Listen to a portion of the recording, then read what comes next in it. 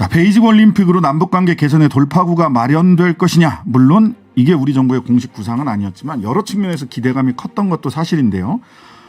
문 대통령 방중이 먼저냐, 시진핑 주석의 방한이 먼저냐, 한중 양국의 외교적 스킨십에도 여러 셈법들이 숨겨져 있습니다. 그래서 화상으로 한다 이런 얘기도 나오고 있는데요. 하나씩 들여다보죠. 북중관계 전문가 박종철 경상국립대 교수님 스튜디오에 모셨습니다. 어서 오세요. 안녕하세요. 네, 안녕하세요. 예. 자, 제가 이 교수님 오시기 전에 외신 코너에서도 짚어봤는데 내년도에 중국에서 그리고 한중 관계에서도 굉장히 이벤트들이 많습니다. 어떤 주요 이벤트들이 있는지 먼저 좀 살펴봐 주시겠습니까? 예, 첫 번째는요. 정치적인 문제가 있습니다. 시진핑 주석이 내년도에 시진핑 3기 총서기가 됩니다. 아마 뭐 11월 달에 거의 확정이 될 거라고 보고요. 네. 또 다양한 글로벌 이벤트들이 있습니다. 2월 달에는 베이징 올림픽, 3월 달에는 패럴림픽, 그다음에 정치협상회의, 또 전국인민대회가 있고요. 또 우리 언론에 잘 안 나왔는데 7월에는요. 청두에서 유니버시아드 게임, 9월에는 항저우에서 아시안 게임 등 이 정치와 경제 글로벌 이벤트가 한꺼번에 화려하게 이 시진핑의 이 3기 개막 이벤트네요. 예, 국내적으로는 그런 이미지를 주려고 노력을 하고 있습니다. 네. 야, 시진핑으로서는 진짜 이제 도강량의 시기를 끝나서 전진 앞으로를 눈앞에 탁 펼쳐 보여줄 수 있는 아주 중요한 시점인데, 그래서 외교적 보이콧을 그 바이든 대통령이 얘기를 했지만 썩 국제적으로 그 동참하는 국가가 그렇게 많지는 않다. 여기까지는 아까 짚어봤고요. 한국의 입장, 우리는 어떤 입장을 지금 가지고 있는 건가요? 제가 앞부분을 못 들어서 그러는데요. 네네. 일단은 보이콧에 동참하겠다고 한 나라가 아직은 몇 개 없습니다. 네네. 우리가 소위 말하는 파이브 아이즈, 미국, 캐나다, 오커스. 영국, 하고 플러스 리투아니아, 에스토니아, 뭐 벨기에, 코소보 등 작은 나라들이 있습니다. 네네. 그다음에 이제 26일 날 미국의 더 힐이라는 정치 전문 잡지에는요. 올림픽 보이콧으로 지금 동맹이 분열하고 있다. 네. 그리고 미국에서 국무부에서 그 참석을 하겠다고 신청한 국무부 관리가 18명이고 비자 신청을 40여 명이 더 하고 있습니다. 정작 본인들은 올림픽 정치적 보이콧에 참석을 안 하고 참여를 하고 있습니다. 예. 또 이 일본 같은 경우에는요. 네. 일본 같은 경우에는 그 정치적 보이콧이라는 단어를 쓰지 않겠다고 하면서요. 그 하시모토 세이코 네. 그 올림픽 그 위원장 이분이 참의원입니다. 네. 이분이 참석을 하기로 돼 있습니다. 그래서 자민당 내부가요. 왜 올림픽 보이콧 안 하냐고 하면서 지금 분열이 돼 있습니다. 네. 그래서 미국도 만족시키고 중국도 만족시키면서 중국이 일본의 태도에 상당히 환영을 하고 있는 그런 모습입니다. 우리도 네. 이제 일본에서 이런 모습을 좀 배우고 봐야 되지 않을까 하는 상황입니다. 네.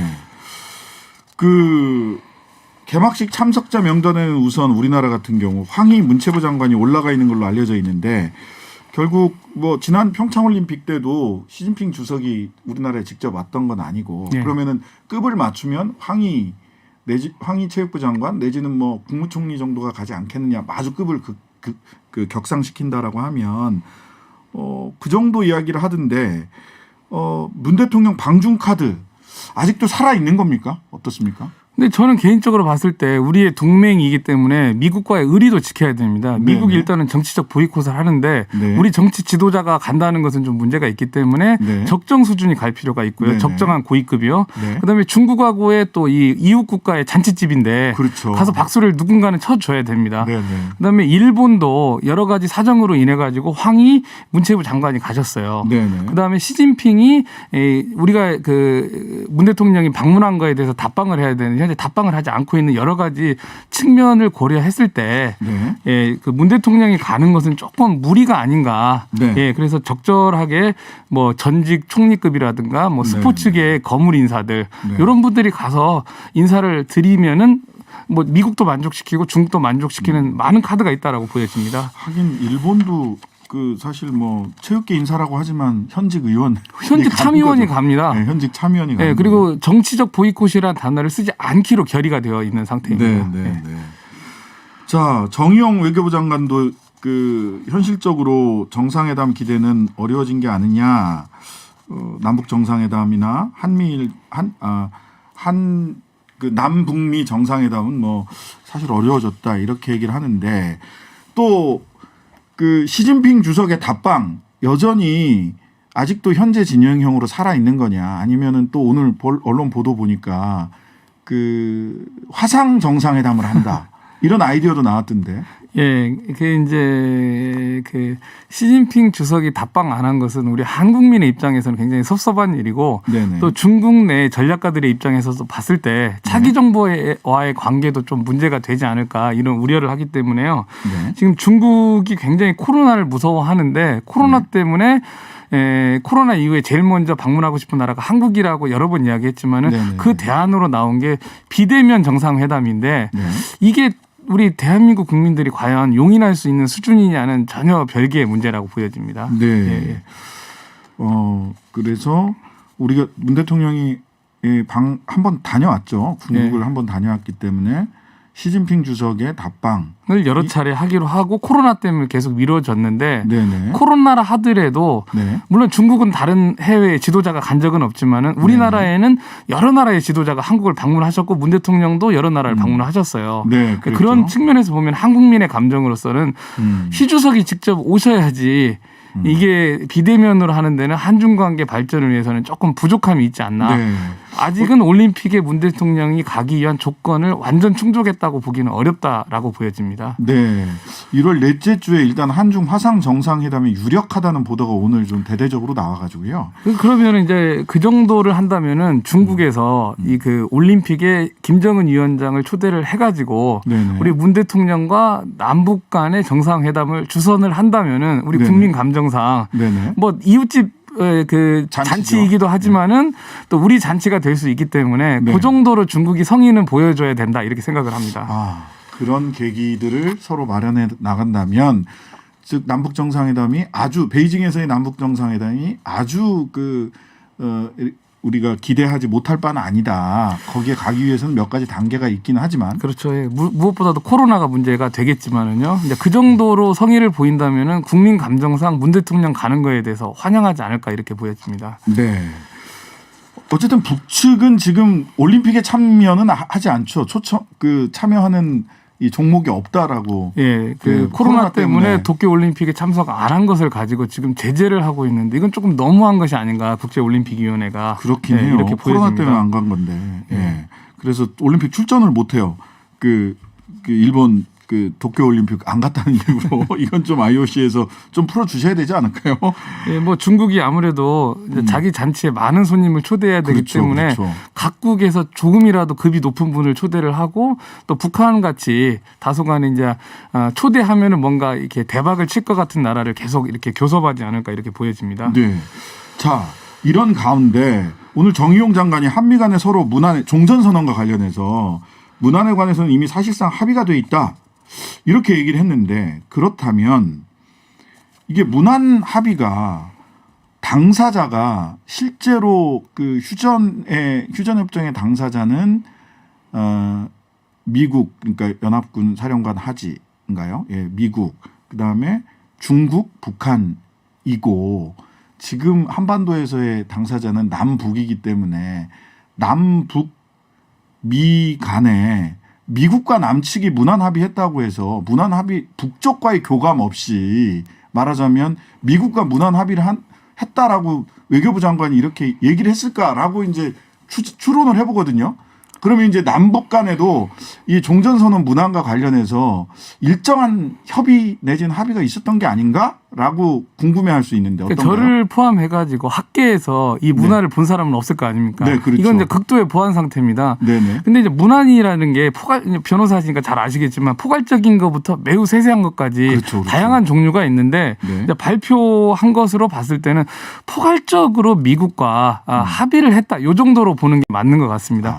그러니까는 미국과의 세세한 부분까지 북한과 중국이 수용할 수 있는 수준까지 했다. 이렇게 보기보다는 네. 큰 틀에서 포괄적으로 종전선언에 동의를 하고 미국이 이제 문정부로서는 이게 이제 한 큰 성과겠지만은 네. 예, 북한으로서는 이제 문안을 보면은 동의할지 안 할지는 또 별개의 문제로 보여집니다. 네. 자, 북한이 지금 전원회의 뭐 종결됐다 이런 얘기를 하는데 결과 발표는 안 했어요. 그러다 보니까 내년 1월 1일 날 그 육성 신년사를 통해서 전원회의 결과까지 포함을 해서 김정은 국무위원장이죠. 국무위원장이 한 2년간 육성 신년사가 없었는데 육성 신년사를 하고 그 안에 종전선언 관련된 내용이 포함되지 않겠느냐라고 하는 이건 약간 위시풀 같기는 한데 정말 유시풀입니다. 예, 희망 섞인 관측이 있습니다. 예. 왜냐하면 이제 8기 4차 전원회의가 27일부터 31일까지 있기 때문에 지금 진행 중입니다. 진행 중이고요. 그리고 오늘 아침 노동신문에는요. 사회주의 농촌 문제에 대해서 의미 있는 성과가 있다는 식으로 보도를 했어요. 네네. 제가 봤을 때는 지금 11월에 국정원의 정보위 보고에 의하면 국회 정보위 보고에 네. 의하면은 식량 증산이 상당히 이루어졌다. 북한 내부도 농사를 열심히 졌지만은 일조량 등 자연 기후도 상당히 좋았다. 대체로 이제 그 농업에 있어서의 식량이 어느 정도 안정화를 이루었다. 요 정도 외에는 우리가 알 수 있는 정보는 없고요. 일단 그 외에 성과가 별로 없어요.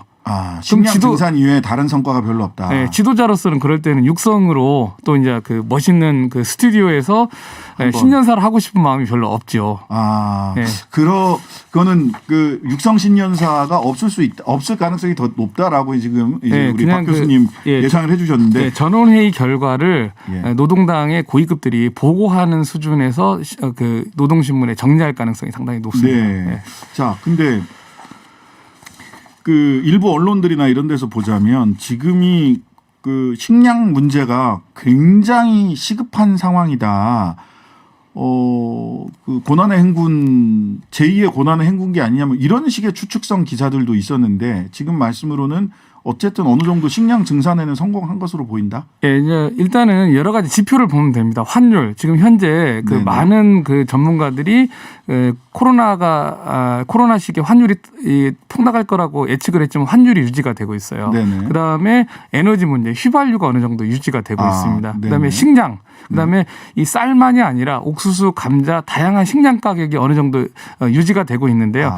고난의 행군 때는 뭐 10배, 20배 폭등을 했고 돈을 줘도 식량을 못 구했습니다. 네. 그다음에 지역별로 식량 그 수급 편차가 굉장히 심했는데 네네. 지금은 이 그 제재에도 불구하고 코로나에도 불구하고 물류 이동이 어느 정도 작동이 되는 걸로 보였을 때 고난의 행군하고 지금 비교한다는 것은 논리적으로 굉장히 말이 안 된다 이렇게 보여집니다. 네. 뭐 다 굶어 죽는다 이런 얘기는 논리적으로 말이 안 된답니다. 예. 고난의 행군이랑 비교하기는 정말 어려운 상황으로 보입니다. 제가 고난의 행군 끝나고 한 2, 3년 정도 지난 시점에서 평양에 한번 갔었는데요. 그때는 정말 보기 힘든 학생들이 중학생들이 초등학생 키 정도밖에 안 되는 것을 제 눈으로 직접 봤거든요. 정말 힘든 시기였다. 저도 북중국경지대를 자주 갔는데요. 그 당시하고 지금 최근에 이제 북한 사람들 코로나 시기에는 제가 못 갔지만은요. 지금 북한 사람들이 지금 말씀하신 이 체격이라든가 신장의 상태, 영양의 상태가 굉장히 다릅니다. 네. 자, 마지막으로 요거 저희들이 아까도 그 미국과 중국 사이에서 굉장히 그 지혜로운 처신을 해야 된다. 한미 동맹의 한 측면이 있고 또 한쪽으로는 중국과의 경제적 관계 또 인접 국가라고 하는 여러 가지 이런 얘기가 있었는데 어제 그 윤석열 후보가 미 상공회의소 주한미국 상공회의소 간담회에서 현 중부의 중국 편향적인 정책 때문에 한국과 중국의 청년이 서로 싫어한다라는 말씀을 하셨어요. 근데 또 이분이 11월 19일 날은 집권하면 한중 관계 더 업그레이드 되도록 노력하겠다라고 주중 대사를 만나서는 또 이런 얘기를 했어요. 이게 갈팡질팡하는 메시지를 물론 뭐 술 한잔 하면서 청년들이 뭐 서로 싫어 이럴 수는 있는데 대통령 후보가 이런 말씀을 하시는 게 중국 관계에 있어서 아무래도 중국에서도 다 들여다보고 있을 텐데 대중국 관계에서 이걸 뭐 어떻게 평가를 해야 될지 좀 난감하더라고요. 저로서는. 그러니까 전문가들이요. 신장식 변호사님하고 똑같은 생각입니다. 일단은 메시지가 일관성이 있어야 되는데요. 그 대미 메시지인지 대중 메시지인지 대북 메시지인지 너무나 흔들리고 갈팡질팡을 하다 보니까는요. 그 우리가 분석하기가 굉장히 그 어렵고 오락가락한다. 그러니까 이거 일일 일실언이라고 하는데 이게 실언인지 혹은 이게 이제 본심인지 잘 모르겠습니다. 아마 제 추측은 캠프 내부적으로 정책이 조율이 안 되는 것 같아요. 정책이 조리 안 된다. 예, 그러다 보니까는 눈을 이야기하는 사람은 눈을 아름답게, 코가 아름다운 사람은 코를 아름답게, 이목구비가 다 다른 이 프랑켄슈타인 같은 정책이 이제 마구 쏟아져 나오고 있는데요. 네. 좋은 방법 중에 하나가 네. 여기 신장식 변호사님께서 두 후보를 부르세요. 네. 윤 후보님하고 이 후보님, 혹은 양쪽의 참모를 불러가지고요. 네. 대결을 시켜보세요. 어느 게 진인지. 네. 최근에 혹시 그 보셨는지 모르겠는데요. 26일 날 증권 방송 3프로라는 예. 방송에서 맞습니다. 간접 대결을 했어요. 네. 네. 제가 방금 들어오기 전에 100시간 동안의 추이를 보니까는요. 네. 그 이재명 후보 쪽이 320만 명이 받고 네. 30%보다 훨씬 적은 200만 명이 그 윤 후보 쪽을 윤 후보 쪽 받습니다. 받습니다. 네. 좋아요 댓글이 그 한 10% 좀 못 되게 이재명 쪽이 24%, 그다음에 윤석열 쪽이 3만 6천 명, 한 6배 차이가 나고요. 네. 댓글은 그 윤석열 후보 쪽이 이겼습니다. 네. 그래서 5만 대 4만인데 문제는 뭐냐면 댓글이 대부분 검찰에 의한 증권 통제, 그러니까 경제 안보가 위기에 빠질 가능성이 있다. 네. 이런 문제들인데 또 중국하고도 우리가 경제 무역 그렇죠. 의존율이 예, 25%입니다. 네, 미국하고 한 12.5%인데 네. 이러한 중국에 대해서 이 발언을 일관적이지 않고 갈팡질팡한다는 것은요. 네. 굉장히 그 경제 안보에 있어서의 위기가 닥칠 가능성이 높지 않을까. 네. 예, 이런 생각이 좀 들고 있습니다. 네. 프랑켄슈타인 같은 정책으로는 안 된다라는 말씀을 주셨습니다. 예, 오늘 말씀 감사합니다. 지금까지 박종철 경상국립대 교수님이었습니다. 감사합니다. 예, 감사합니다.